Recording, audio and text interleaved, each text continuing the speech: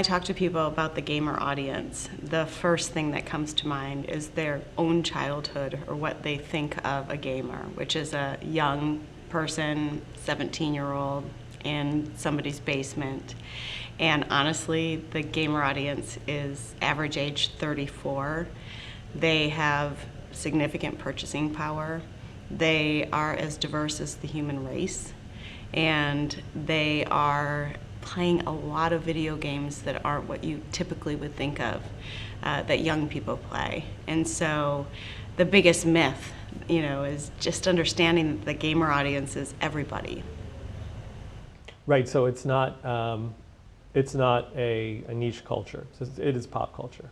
The gamer audience is pop culture. They play on average 8 hours a week. They've actually surpassed linear TV consumption in the US. Some countries it's more than 8 hours a week. And they're playing on their mobile phones, they're playing on PC, they're playing on console. So it is definitely not a niche market. It is one of the most scalable, cinematic, high quality content channels you could possibly engage with. What do people get wrong about in-game measurement? So interestingly, with in-game measurement, I think people maybe misunderstood it because the marketplace didn't actually categorize it properly. So in September, October, the IAB came out with something called the Esports and Gaming Guidelines, which is basically a taxonomy. Before that, we called everything in-game. And really, in-game is discrete sets of different activities. So it's people watching people play games, or it's people playing games. It's people who are watching people play games, the ads are around the environment. And when people are playing games, if the ads are around the environment or next to the environment, that's more like an interstitial. And then what FramePlay does, which is people who are actually actively playing that game, it's intrinsically inside the game. It doesn't pause the game, it's there. It provides this elevated sense of realism for the game. And so we need to start treating in-game and in-game measurement in these discrete fashions. And I think that's a follow-on from the IAB standards that just came out just a couple months ago. So the in-game ad experience is something that I think has been seen as an opportunity by digital marketing and media folks for a while. And we've seen some companies make a run at it, and it's been a challenge to get the creative experience right, I think, in part. Measurement, also a challenge. Why are we at a better moment now? We're at a better moment because the industry is paying attention to what the gamer wants and what the gamer needs. And I think we're starting to get there. We're not there yet. Before it was about what maybe the advertiser wanted and how the industry wanted, and of course those things matter greatly. But if we put the gamer first in the experience, you start to understand that when you're in an environment, when you're actively playing a game, the creative has to look beautiful with that experience. It shouldn't be disruptive.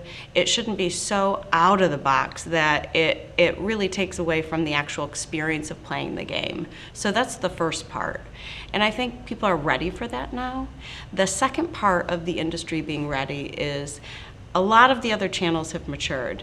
For a while it was the year of search and the year of social and the year of mobile and the big data and social media and programmatic and big data and mobile again.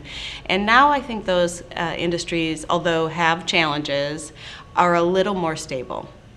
So the industry can look at gaming and can be a little more discerning about how to treat the channel properly, how to put the gamer first, how to really think about creative, and how to think about measurement that, yes, can borrow from things we've done in the past, but also can have some bespoke items that are really very natural to the gaming environment. So I think that's why the industry's ready. The technology is certainly ready. 5 years ago, mobile phones had great compute power, but certainly they are better now.